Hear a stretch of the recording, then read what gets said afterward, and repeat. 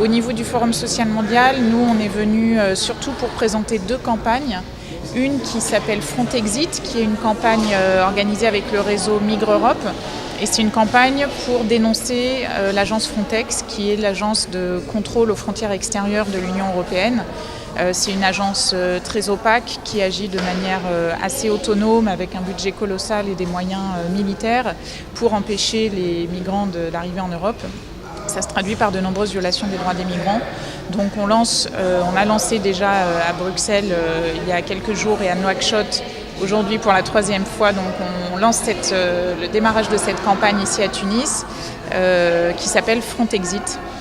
Et le deuxième objectif, c'est de parler de la libre circulation dans l'espace CEDEAO, puisque on constate qu'il y a de nombreuses entraves à la libre circulation, alors même qu'elle est inscrite dans les textes au niveau de la CEDEAO. Donc on anime aussi avec nos partenaires un atelier sur les entraves à la libre circulation dans l'espace CEDEAO. Qu'est-ce qui peut être fait ? Il y a une campagne qui va aussi démarrer dans plusieurs pays, au Niger, Mali, Sénégal, Côte d'Ivoire et avec l'appui aussi de la Mauritanie. Et concrètement, qu'est-ce qui est prévu pour que cette libre circulation soit effective dans l'espace CEDEAO ?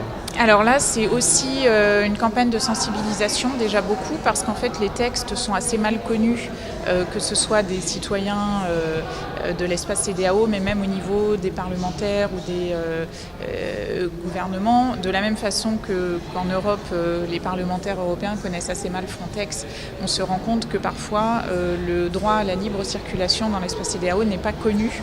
Donc il y a déjà tout un travail de sensibilisation pour que les gens aussi soient conscients qu'ils ont ce droit-là.